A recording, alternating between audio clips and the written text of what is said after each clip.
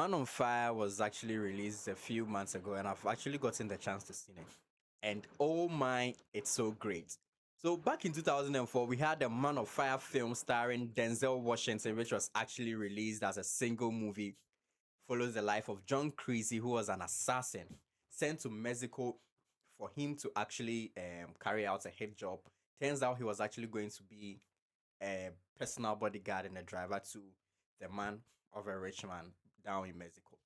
And things take a left turn. The girl ends up being kidnapped, and then now John Creasy has to go out of his way to protect the girl, nab the kidnappers, and then save the girl and bring her back home happily ever after. Now, Yaya Abdul Mateen also starred in a new Man on Fire series, and then it's amazing.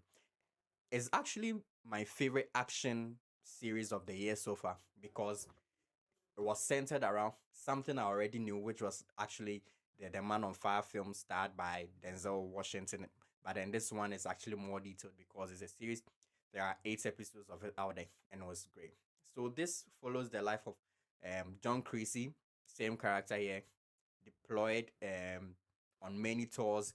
He was with the army. He did a number of missions for them. And then on one mission down in Mexico, his team is actually, should I say, betrayed, and then he loses all his team.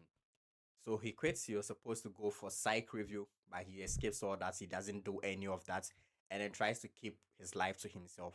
Now, a few years later, this incident keeps on haunting him. The experience where he experienced down there haunts him all the time. He even has to sleep each night with a hood covering his head so that he can be able to have a little bit of comfort and all that.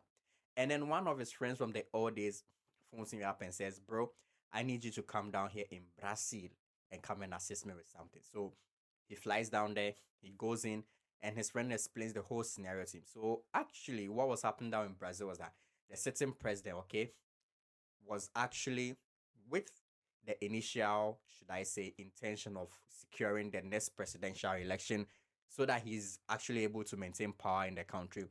And he makes it clear that he has opponents who are against this and that. So he has brought in John Creasy and his friend, who are private contractors, to actually keep the whole thing in control to handle the whole situation. So there are no escalations whatsoever till, during, and after the election. He goes for a job interview and then he flops because he is exposed to the same kind of scenarios that he experienced back then when he lost his team down on one mission, which had left him like not being himself for quite a number of years. But then his friend insisted that no, this is my man and I know why I brought him on the job. So let's keep him and then maintain him on the job. Perfect. So he tries to stick around and tries to get a lay of the town and all that. And then something drastic actually happens. There is actually a bombing, which was one that they were actually trying to prevent. And then it actually took out his friend and his entire family, along with so many other people. Now, the initial intention, okay, wasn't the actual building, but then someone felt threatened. So he actually had to take the bomb into the building where Chris's friend and his family stayed, along with some other people. On the night before it all happened, okay, his daughter was actually out with a couple of friends, and when she was returning, she saw vans and a man on a motorcycle and all that in the direction. And then soon after she got there, the whole building went kaboom, and then everything was lost. So she also had to deal with some form of trauma. The unveiling part of this is all of this whole incident is that what you might actually be thinking is actually going on.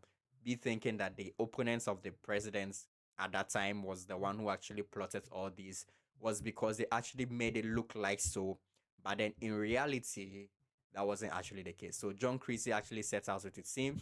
He was a team with a local driver, a female by name Melo, who also had should I say family in the local gangsters, and then they all came together.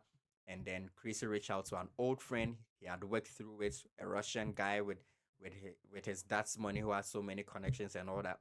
And they came together to form a team to actually deal with these terrorists, if I am to call them so, and then actually to clear his name from whichever thing that they have done to taint him, because they actually portrayed him to the public, he and his friends and the little girl as well, that they are the public enemy number one because they caused this whole chaos and all that. It's actually interesting because unlike the original Man on Fire 2004, the single film, okay, it was more like a girl is kidnapped. I'm doing everything to get her back and then actually take out the kidnappers.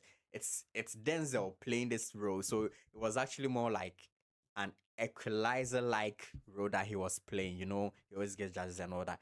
But this and Yaya Abdul Martin's one is quite actually better than that in my opinion, because it's more detailed with the trauma he has to deal with, and then still try to find a way to actually clear his name and then get a better life set out for all the people who have been framed. It was so amazing. I enjoyed watching it a lot. It's kind of made me remember Mello, who actually plays one of my favorite characters in cinema. That is the Queen of the South as well. I mean, getting to see her face live again on live TV, it was amazing. Yeah, and I think you guys should check it out.